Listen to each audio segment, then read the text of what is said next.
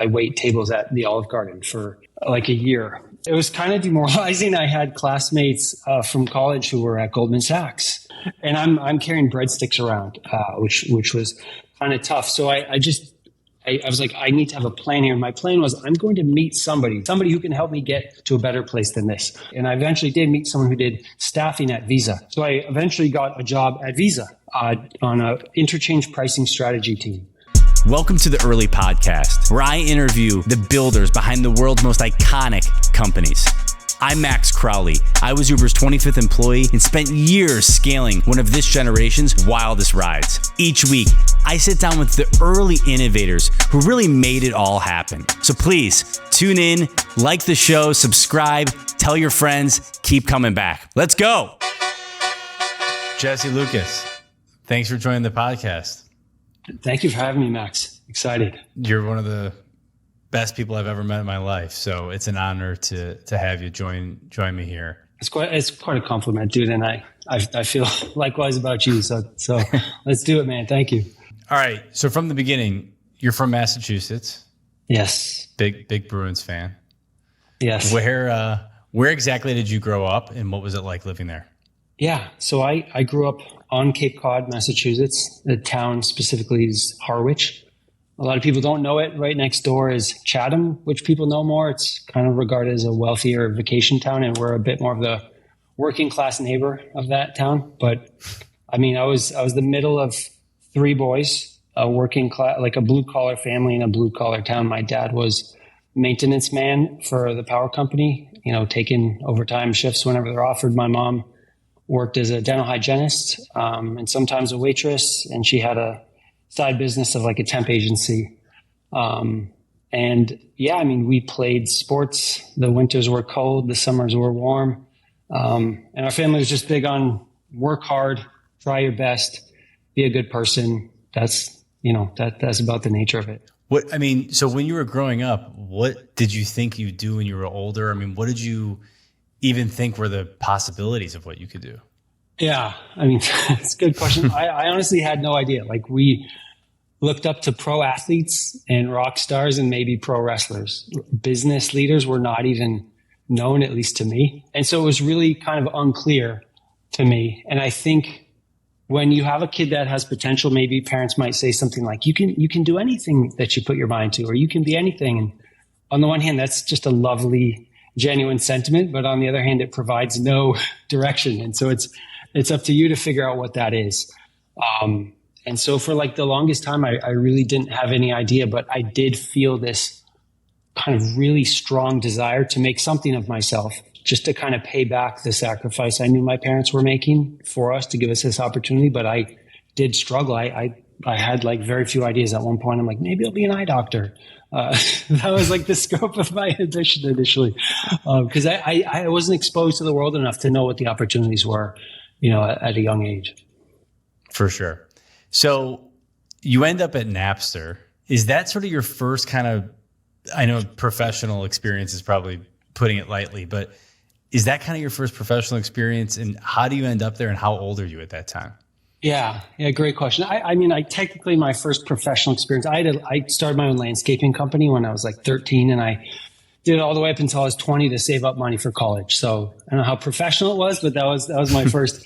Napster was amazing, and we may need to set the table with what Napster is. I don't know how young your audience is. Yes, let's do that. Real quick, I said Napster, by the way, the other day in context of this, and someone looked at me cross-eyed, and I was like, "Oh no!" If you were alive, if you were of a certain age at the time, it was everywhere, and many people today were not of that age at the time; they were not even born. So, the internet was just kind of coming to be.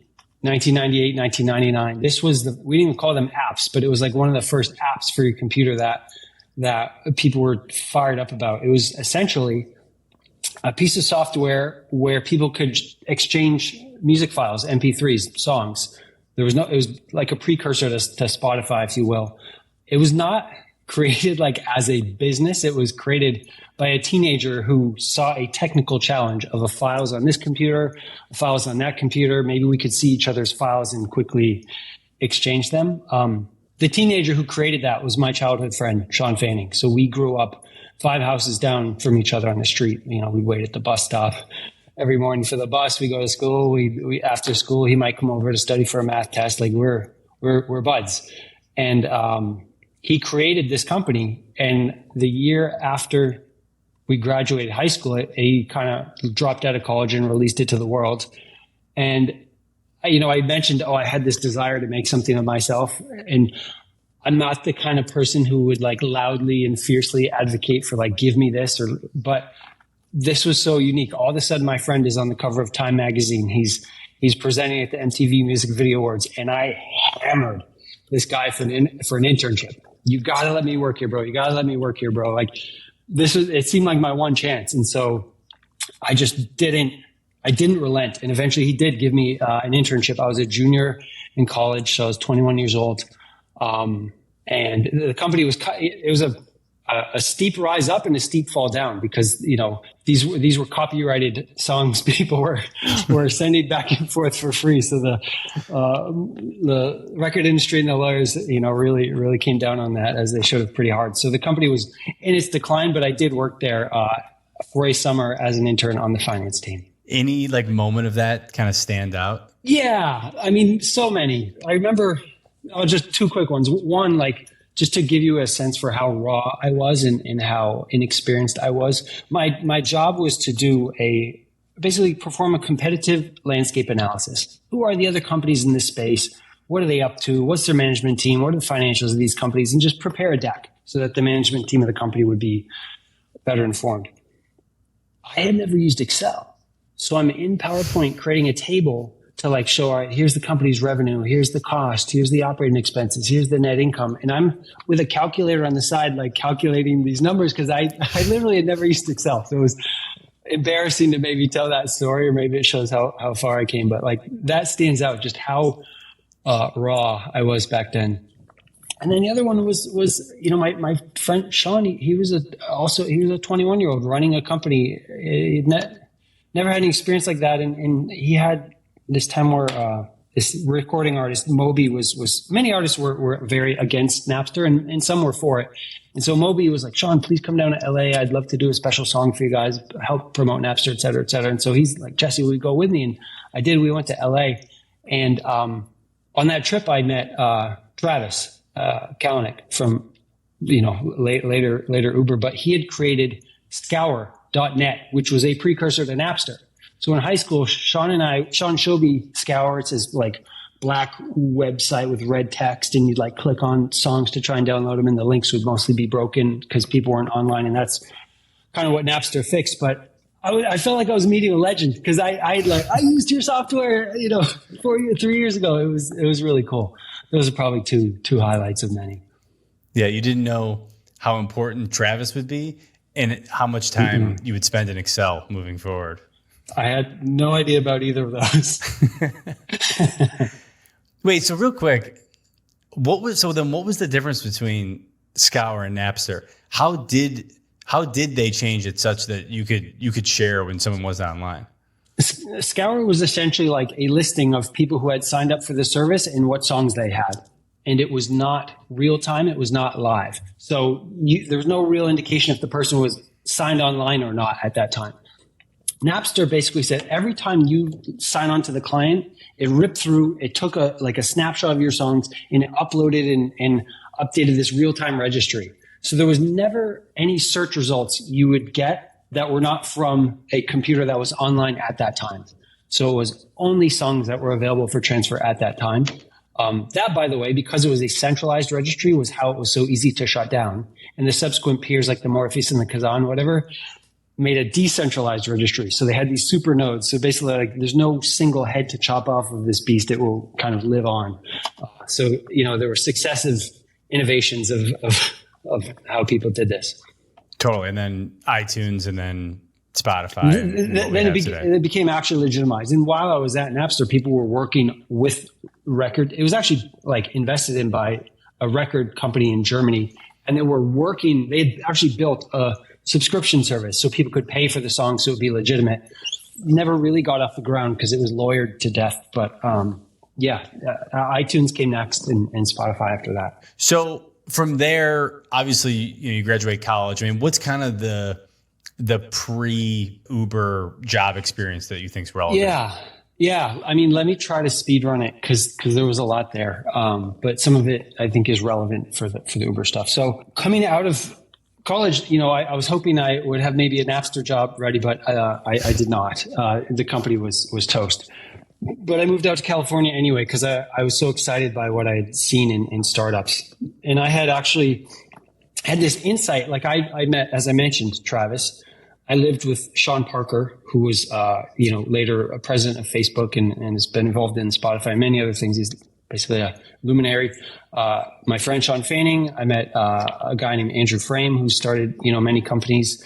And these guys were all my age, and they all had these just insanely large visions, kind of wild for how the world could be or should be. And they didn't really care like what needed to break to get there. And my insight was like, and I say this with love, I say this lovingly, but these guys were all a bit kind of nuts. Like there was a degree of chaos, or the renegades in various ways. There was basically a need for somebody who could serve as a rational partner to make sure that this like vision as it's taking off doesn't crash into the side of a mountain and end up a smoking kind of heap. And so my idea was, if I can learn enough about business and develop these skills, I could be a right hand to one of these guys and make a real impact by making sure that the business has its feet on the grounds, even if sometimes it's doing wild things. That was my plan. However, there was a recession in 2001, and I'm interviewing for jobs in 2002, and I literally can't find any. I'm sleeping on the couch. I have bills to pay, and so I wait tables at the Olive Garden for like a year. And it was kind of demoralizing. I had classmates from college who were at Goldman Sachs and, Bain and, Google, which was a brand new company at the time, but already had cachet. And I'm carrying breadsticks around, which was kind of tough. So I was like, I need to have a plan here. And my plan was, I'm going to meet somebody, because the restaurant's filled with people. I'm going to meet somebody who can help me get to a better place than this. And that was my goal every time I worked a shift. And I eventually did meet someone who did staffing at Visa. So I eventually got a job at Visa on an interchange pricing strategy team. I interviewed for a job on the interchange strategy pricing team, and I didn't get it because I didn't have enough experience. But he got me this really kind of like not so great temp job at Visa, where I'm cleaning up bounced email addresses from their bank mailing list.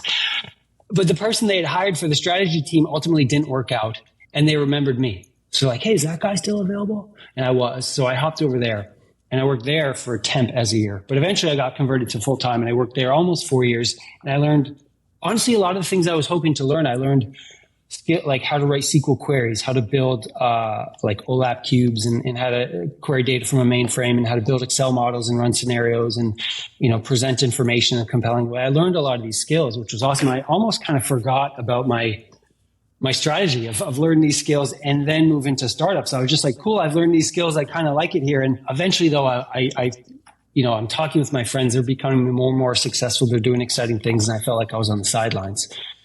So my friend Andrew was running his own startup, Uma, which was a voice over IP service, which happened to launch the year before the iPhone came out. So the timing was unfortunate. But his pitch to me was, hey, I'm going to hire a public company CFO. I'll hire you under him. Why don't you learn everything you can, and it will be awesome. And I said, that does sound awesome. So we did that. And the only problem was he and the CFO kind of clashed pretty hardcore. And within 3 months, he was out, and I was the only, finance guy. We had a controller who was responsible for the books and the payments, but on the finance and strategy side, I was the only person, and I was frankly not qualified for that job at that time. So I had to really just muscle down and learn 3-statement financial modeling, inventory, cash flows, working capital, modeling of customer service, modeling sales, all these kind of things that were painful and difficult and stressful, but I learned them. And just to kind of wrap this up quickly, worked there for over 3 years, and then eventually started my own company with same person, Andrew. We started our own company, which ultimately wasn't successful, but learned even more there. And then that was my pre-Uber journey. Got it. So You start the company on your own. That doesn't work out. How are you feeling at that time? And then how does the Uber gig kick off? Because obviously you've got the prior, contacts with Travis. Yeah. So while I was helping run the company in Los Angeles that we'd started. Travis had emailed maybe 50 or 100 people in San Francisco about his alpha project, Uber Cab. And I was one of the emails. It's like, check this out. It's a private beta. I was up to my neck in work, so I didn't even pay attention to it. Maybe a month later, I'm in San Francisco visiting a friend, and I experienced an Uber ride with him. We're going someplace in a black BMW, and a guy wearing a suit shows up, drives us somewhere, and we got out and didn't pay. And I was like, that was the strange, what happened here? I was given no context. This is the strangest thing I've done in a while. What is this dark magic? And he's like, this is Travis's thing. And, oh yeah, I remember that. So 6 months later after that, we're shutting the company down. This is the hard part of entrepreneurship. It's tough. And I felt somewhat demoralized. Some of the guys from the company were going to start a new thing, but I wasn't going to be part of that. And I'd just kind of been beating my head against the wall startup wise for a long time. I felt like I was getting pretty good skills and working hard, but I really didn't have anything to show for it. And so I just reached out to a handful of people, 4 people I knew who were doing things. And I just said, hey, we're shutting this down. If you know of anybody who needs this skill set, please put me in touch. Because I knew Travis was doing some angel investing and stuff too. And he emailed back pretty quickly and said, Uber wants to talk to you. And Uber had just closed their Series A, just closed it. And so, that's kind of how it started, with that conversation. So you know what Uber is. You're now back in touch with Travis. He says the important words, Uber's interested in you, wants to talk. Everyone's got seemingly, a lot of the people early on have sort of these amazing origin stories, but I think yours is particularly unique. So, can you take us through the journey to actual full-time employment? Because it didn't start off that way.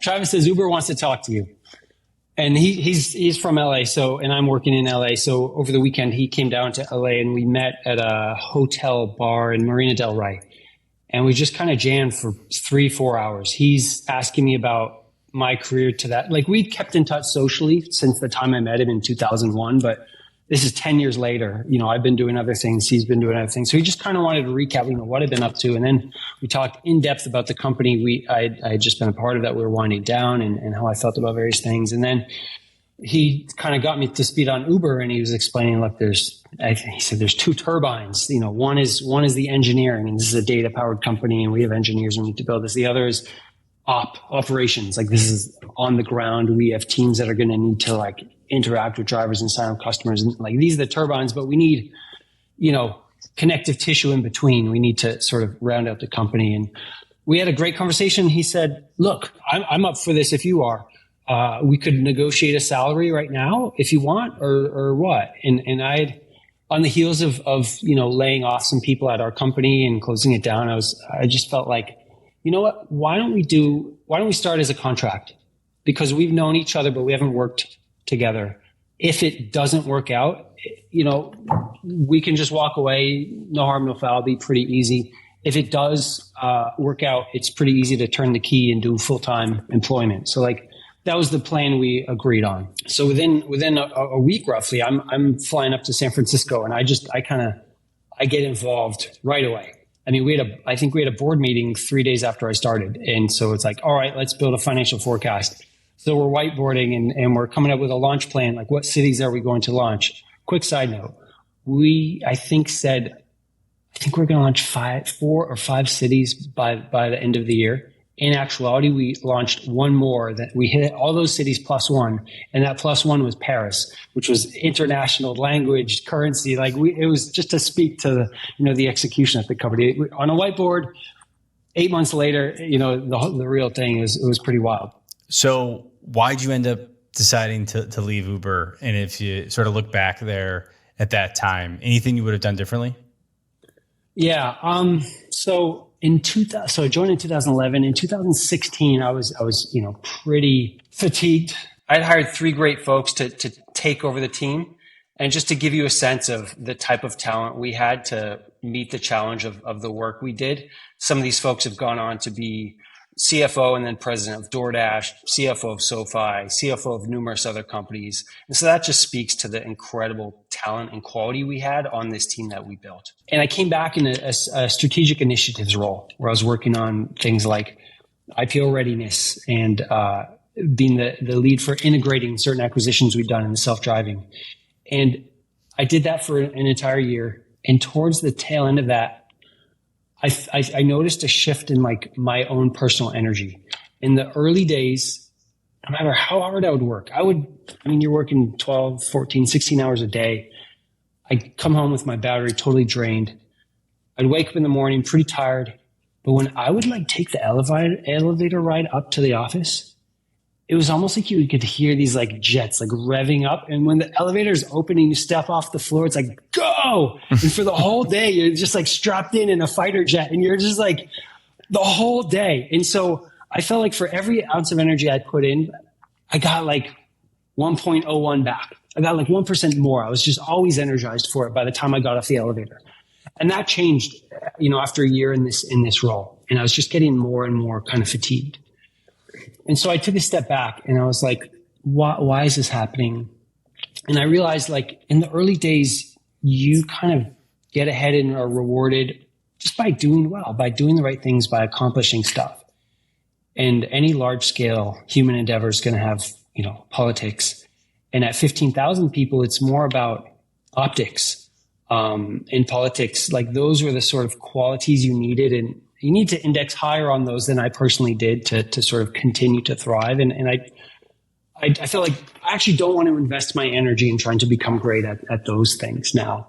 I think it's time, which was honestly quite tough, but it was not a decision I regretted. And then it was honestly coincidence and kind of surreal to within like 3 months of that watch all the things that happened in 2017 unfold ultimately with Travis leaving. It was just like kind of surreal, but that's kind of how it all went for me. Anything I would have done differently?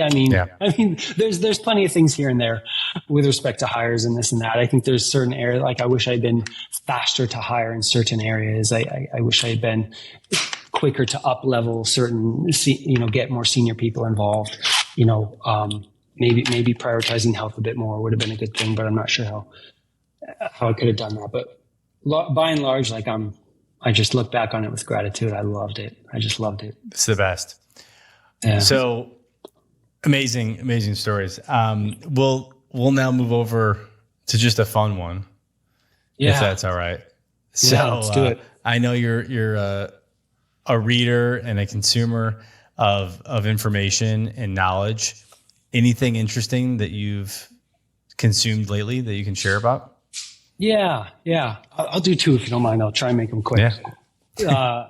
First one. So I love the sport of ice hockey, and I think it's just such a beautiful and dynamic and amazing sport. And I think it's just under sort of recognized relative to how awesome it is. And Amazon Prime recently did a series on it. It's called Face Off Inside the NHL. 6 episodes. It's just awesome. If you could watch episode 1, episode 5, and episode 6. If you don't like that, then you probably never will like the sport. But it was just such a great level of quality, and it captured all the things I love about the game. That I think if anyone's interested, like that's just a really well done thing that the sport kind of deserved. The second one, this is a classic. It's a business book called Barbarians at the Gate. It's about the fall of RJR Nabisco in the 70s and 80s. And it's just like incredibly well researched, and they construct the story in such a way that you feel like you're in the boardroom for all these different meetings. And sometimes it's surreal and sometimes it's super realistic, and it's just a roller coaster. And I think it's regarded as one of the best business books that's out there. And I just really enjoyed it. And so, sometimes it's not always about the newest thing just released. Sometimes it's about what stands the test of time. And I think in terms of business books, that one's on the list for sure. Were there any connections to Uber at all in reading that, or anything that kind of like pattern matched at all? It's a great question. To bring it full circle. I think that the strings I would use to draw those connections, the connections would be somewhat tenuous. It was just like, it was such a different time. It was such a different industry. I think there were certain things in terms of like the imprint that a founder or CEO has on the business, like how much flows from the top, I think is reflected quite clearly there. And that also is that's a thing that I feel to be true with Uber. Just how much the personality and the principles at the top of the org ripple through so many thousands of people is probably the thing that stands out most clearly for me for connection. Awesome. Well, Jesse Lucas, thank you so much. You were the best. And this was awesome. So I hope people really enjoy it. Max, thank you for having me. This was super fun. Great to see you, man. See you, man.